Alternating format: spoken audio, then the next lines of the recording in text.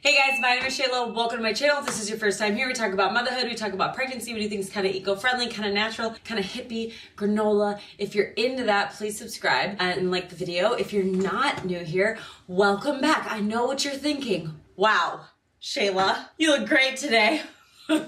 Because I curled my hair.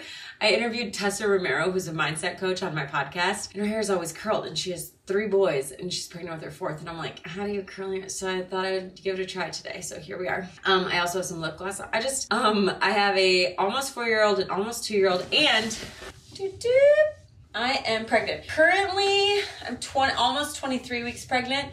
This will come out a little bit later, but I'm feeling like all of a sudden I'm like, wow, I look super pregnant. Having 3 children. I feel like it's on my mind all the time. We absolutely wanted 3 children, but sometimes I'm like, what did we do?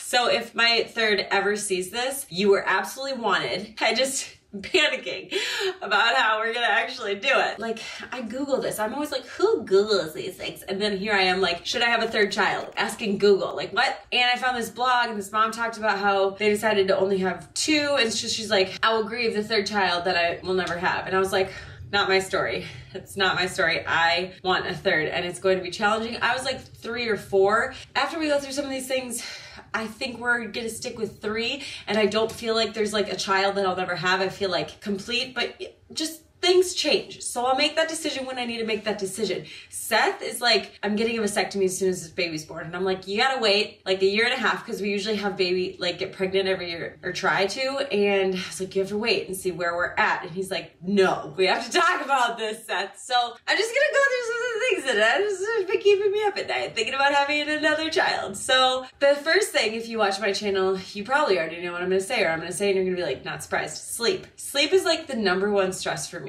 It's the thing that I think about the most, that I just get the most anxious about. It's definitely decreased with the children that I've had. So like with my first, I was absolutely psychotic. Like I would try and get her to nap for like 2 hours, confused about why she wouldn't nap. And it's like, probably not tired. So with my second, I was like, I'm going to let sleep go. I'm going to let it go. I would cap it at 30 minutes for my own mental health. Like if it took me more than 30 minutes and she was not going down, I'd be like, okay, we're not doing it. We could try again in like 15 minutes and an hour when you seem like you're tired. And that worked so much better for everybody. Plus I had a toddler in the living room that I needed to get back to. Or if like the toddler would ruin the baby's nap, I would just get irate. Irate sounds strong, but that's how I felt. So currently I co-sleep with all my babies, and I have a podcast that talks specifically how to do it safely, because I feel like I recommend it a lot, but it's essential that you know how to do it safely. So I'm doing that podcast. But I have another one that just talks about like biologically what happens and in our brains what happens when we co-sleep with our babies. It's fascinating. And so I'm a huge proponent and I love it. Like I sleep trained my first right before my second was born, and then she got sick, and like 4 months after the baby was born, she was back in the bed. And so they're still there. So they're almost 4 and they're almost 2, and I just sleep with them like this every single night. And honestly, I love it. I have been thinking, how am I gonna have a 3rd? How am I safely gonna have a 3rd in the bed? And I'm like, I talked to the person, Bedrock Sleep, who helped me sleep train Leah, and she's like, we can do a floor bed, both of them together in their own room, sleep train. So that's one option. The other option is a family bed, which is what I'm leaning towards right now. The current plan, which could change, I am going to bring their queen mattress into our tiny little, I have to measure it out to see if it'll actually fit. I asked Seth if we could do this soon. I'm gonna try and do it today. I have these like very heavy, non-toxic latex mattresses. Seth hates moving them. So it's gonna look extremely hodgepodgey, but the goal is lay down with them on their queen, help them fall asleep, good, and then go to the king. And then in the next 4 months, they can learn how to snuggle each other and fall asleep. I don't know. And then I'll sleep on the king with the baby. I don't know. This is just like my kind of plan, because my husband does shift work, so I'm on nights a lot. Solo. We're just gonna start this and try it and see how it goes. My friend follows the possum method, which basically just means she lets her kids fall asleep when they're tired. She doesn't like have a strict time thing. So she's like, sometimes that means they take a super late nap and they don't go to bed till 10 p.m. And I was like, I don't know that I can be quite that flexible. But they will just like fall asleep in Costco. And I'm like, my children would never fall asleep in Costco. And part of me is like, are they getting enough sleep? And the other part of me is like, they are listening to their bodies. Like they are not being told when to go to bed at all. They are like learning when their bodies are telling them they're tired. So another thing that I'm concerned about, I had spring babies and I loved having spring babies because I felt like they were less likely to get sick. They weren't born in November when there's a peak of flu and colds and all of that. And with Aaliyah, she was born like literally right when COVID started. So she didn't get sick till she was like 18 months. I'm talking like not even a runny nose. It's because we were isolated. Then when the second came along, 3 weeks after she was born, my toddler got COVID. If someone in the family had gotten COVID when my first was born, right when the pandemic started, I would have thought we were all dead. Like this is the end of our family. With my second, we had been in COVID for like 2 years. I knew that like who was high risk and whatever, but I had COVID while I was pregnant with my second. We tested her 2 times at the doctor's office for COVID, negative both times. And her sister, I'm like not somebody who's gonna like quarantine everyone. I'm like, I can't like make you feel bad for being sick. I feel like you're one way or the other. You're like, don't come in this room, or you're like, we're gonna deal with it. I was So the baby never got COVID, however, she got bronchiolitis. And seeing a tiny little baby cough like that was just so sad, and it lasted for a while and it was fine. It healed on its own. But now this baby's gonna be born at the end of July, so we're getting into like fall season, and I'm worried that they're gonna get sick because they were gonna have 2 older sisters in preschool and daycare, but I also might get a nanny. So many decisions to make, because where we go for preschool and daycare, they can't start till they're 18 months, which I thought I would love with Esme, but then I really was like, I actually need to work and I can't with this 1-year-old running around. So I feel like a nanny for all 3 of them is the way to go. Plus I want to homeschool, so.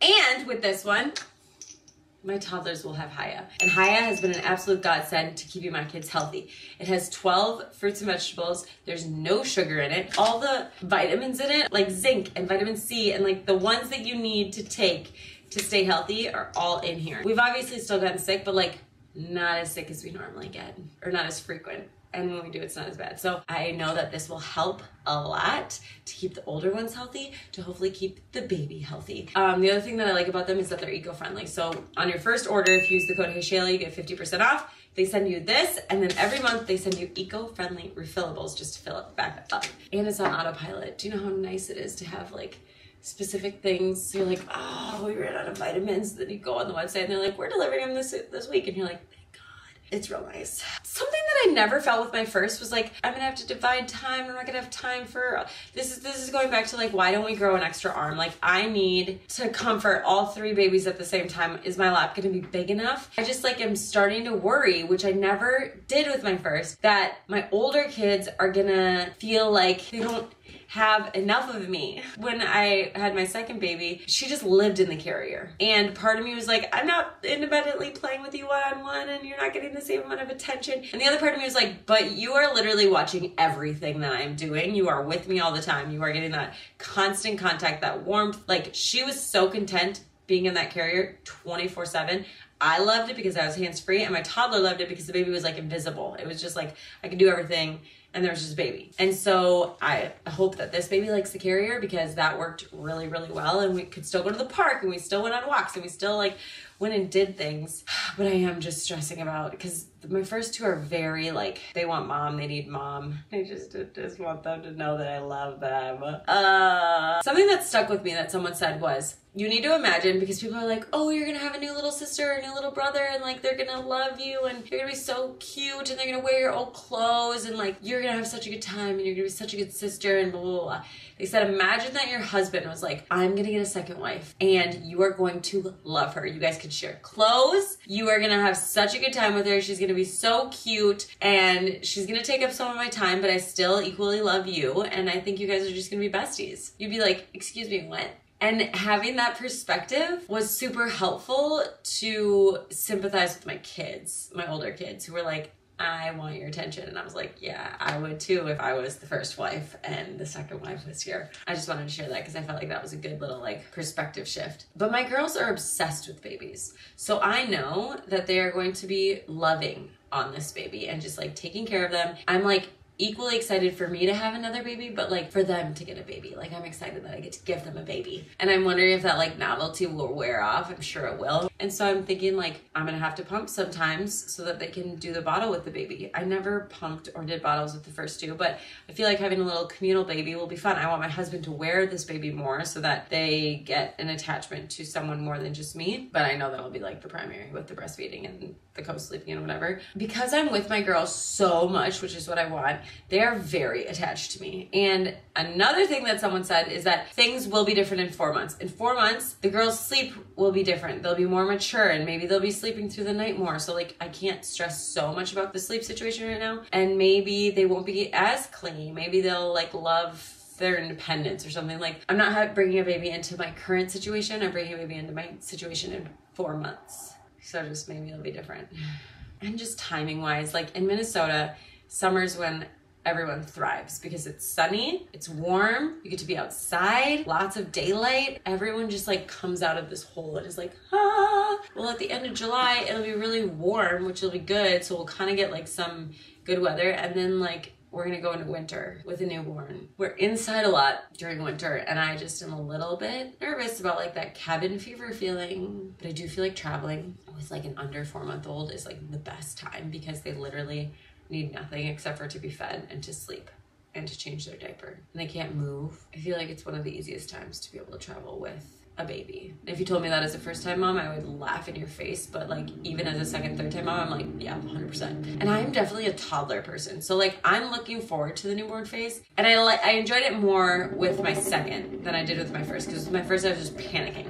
With my second, I was able to chill a little bit. This one, I feel like I'm just gonna be like, this is chill. I love that you get to sleep on me. You know, we get these snuggles. Like I think I'll like it a little more. And I think this is gonna be our last. Like I think this is gonna be our last child because pregnancy with other children is so challenging because the first trimester you feel like trash. It was winter time and I was in the first trimester. We did so much screen time. We did so, like, it was a lot. Then I got sick, like my energy's low and I'm sure it's because I'm chasing around 2 other kids. If I wanted to have like 10 kids, then I'd be like, all right, this is worth it. We're gonna just keep going through these pregnancies. But I'm like on the fence and I'm like, this is hard. And I don't know that I want to do it again. And like, I just keep thinking about how we're in such a sweet spot right now with them. Like they're so fun and they're like getting independent and they're playing with each other. And I'm like, we are going to start over. And that stresses me out a little bit. The first year is the hardest for me. Like once I hit a year, it's like a finish line for me. I continue to breastfeed, so it's not even that. It's just like, I think their sleep just like levels out a little bit more. Because for the first year, it's like, I sleep really well. Now I don't. Now I'm teething. Now I'm changing my sleep cycles. Now I'm doing this. Now it's just like nothing is consistent. You're like, oh my gosh, I put them to bed at 7 and they didn't wake up till like 11. That's amazing. And then the next night you put them to bed at 7 and they wake up at 7:30 and you're like, what is happening? It's just a doozy for me. As much as I say that like it's a sweet spot right now, they're also starting to get more defiant. The little one now wants to choose her clothes and her shoes and her socks and choose everything, where I cannot pick her outfits out anymore. She will take them off. And so I just take her pants basket and put it on the floor. I'm like, here's your pants, choose some pants. Here's your shirt, choose some shirts. And she like picks her own outfit, which just takes a little bit more time. And my older one is starting to say no. And I know that usually happens a little bit earlier. We're here now. And it is so frustrating because I'll be like, we need to go. And she's like, no, I don't wanna. Like, well, we have to go, we're going. Like getting out of the house is an Olympic sport. And then the car seats to me are like the hardest thing for me to go pick up quick is like mail at the post office because I have a P.O. box, and like if I need windshield wiper fluid at the gas station. Because here in Minnesota, cars are getting stolen like crazy, especially at a gas station because people leave them running by themselves, whatever. So there's stories of people getting their car stolen with their children inside. So I no longer leave my children inside, even if I just have to run in real quick for some windshield wiper fluid or to go check my P.O. box. So it's like unbuckling them both, then bringing them back in the car. They don't want to get in the car. They're walking all over the car. They are crying when you're putting them in the car, and it's just like, so then adding a third to that, having to crawl in the back, having like, you can do it. It's just like mentally getting to the place where you're like, okay, we need to go. And sometimes when I was sick, like their daycare preschool is 3 hours a day. So when I was sick, I was like, what is gonna be harder? Getting them ready to get out of the house and having like 2.5 hours to myself, or just staying here ill with them. And most of the time I chose just staying with them and not getting them out of the house because it's so hard. I'm just like kind of dreading the winter, fall already, which I shouldn't because I'm gonna have 3. It's gonna be cold. That all being said, the number one thing that's gonna get me through this is my mindset. And my mindset hasn't been right lately. Seth is like, what? I feel like you just are having just an awful time. And I'm like, really? I feel like things are pretty good. And he's like, it just feels like every time I'm here, you're just like upset about something, or you're in a not a great mood, or something is, the sky's falling. And I'm like, those are just moments. That's not my whole day. But I'm realizing that the energy that I'm projecting to him is that like life is hard and terrible at the moment. And I don't feel that way. So I don't want to project that onto him and make him feel that that's how I feel about my life. Because that's not, yeah, I have moments like that, but then I'm like, oh, okay, next, let's make some food. And I just move on. So mindset is going to be crucial. And I'm journaling and just like figuring out the mom I want to be, how I want it to happen. So I will be doing a lot of mindset work. I actually just bought, I needed like a reminder. So I've got this cute tattoo. Do you see that little dot? Got that done in a hotel room when I was dating someone in the military. I wanted it for a long time, but the tattoo parlor said it was gonna cost me $60. And when I was in college, $60 was a lot for a little dot. I was like, that's ridiculous. So then someone said they would do it. So basically what this is, this reminds me, don't sweat the small stuff. So I need little reminders. And I think maybe just because it's here so, it's been there so long, I forget about it. So I bought a ring that says choose joy, because that's the reminder that I need. When I'm like overwhelmed and like not feeling anything, I need to just choose joy, move on. I have experienced some depression, and I remember in those moments being like, just choose joy, just choose joy, just I can't choose joy. And so like, if you're there, that's a different story. But if you're like in the, I'm gonna be in a crappy mood and and then you're like, okay, reframe, choose joy. That's where I'm at right now. And so I'm hoping that that really helps me. But stuff that I'm not worried about is stuff. This baby could come tomorrow, aside from everything I just talked about, how it needs to change in the next 4 months. Like, as far as stuff goes, we're not doing a nursery. We're not, like, I would have to go pick up some diapers probably. Maybe I have cloth diapers at home, depending on, like, the size of the baby. But hopefully my milk comes in. Like, I have a carrier. I'm gonna get one of those bouncer things, like the Baby Bjorn bouncers. That was really helpful. Maybe a swing. Maybe, like, a side bed, if I'm gonna try to, like, co-sleep and have them in a side bed. I don't know. Like, those are, like, the top things that I'm like, oh, I should probably get those. But if I didn't have those, I'd also be fine, because I'd have a carrier and a bed, and hopefully a boob with milk and some diapers. Like, I'm just not worried about it at all. There's just nothing that I feel like that I need. And then if I do need something, I'll just get it. I don't know. I also might get a hand pump, because I feel like I'm not gonna pump that often, but it'd be nice just to be able to do that with a little hand pump. And also space. When we were pregnant with our second, I was like, this house is too small. It's a 3-bedroom, 1 bathroom. It's tiny. We need to move.